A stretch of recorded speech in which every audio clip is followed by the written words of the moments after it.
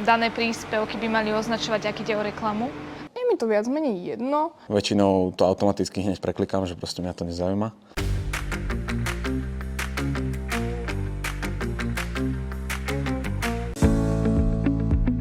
Zaujíma ma u influencerov, že či vlastne majú nejaké takéto spolupráce reklamné alebo nie.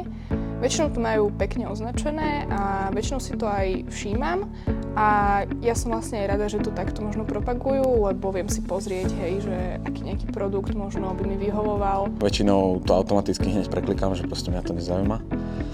Ale najviac, čo mi zavadzia, je na YouTubech, keď majú reklamu od YouTube a zároveň ešte odsponzorované video, že tam je ešte segment vo videu, ktorý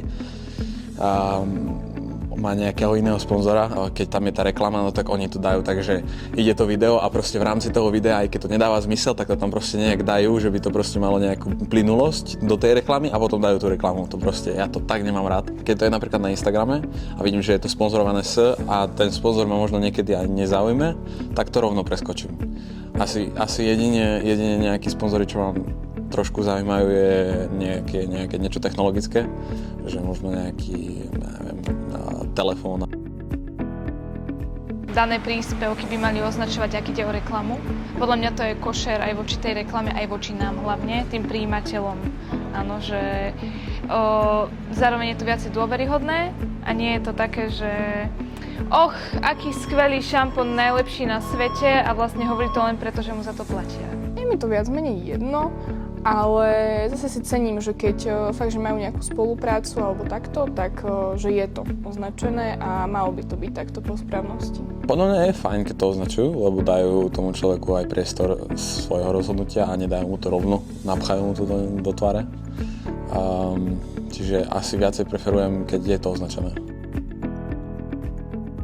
Áno, väčšinou, čo sa týka kozmetiky, tak tieto produkty vlastne už som si nejaké takto aj kúpila v rámci tejto reklamy na sociálnych sieťach. Nie, nikdy som si nekúpil nič na základe odporúčania od influencera. Asi rozmýšľal som nad tým. Napríklad Duclock dáva review občas na nejaký telefón alebo niečo také, tak som rozmýšľal nad tým, ale ak teraz rozmýšľam, tak je možné, že som si kúpil nejakú videohru po odporúčaní nejakého človeka, ktorý dal, aj keď je to sponzorované, ale tá videohra mňa musela nadchnúť. Nie ten jeho review alebo tak, že to už som vyhľadal, že táto hra už viem, že existuje a už idem za tým a možno ten človek to už mal sponzorované a urobil na to video, tak kvôli tomu by som to možno rátal ale ináč asi by som ani povedal, že nikdy som si nič nekúpil.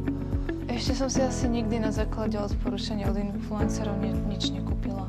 Jedine, ak to boli nejaké možno ich merče niečo, ale to neberiem ako produkt, ktorý oni propagujú. To nie, hej, ale inak to asi nie. To sa mi nestalo.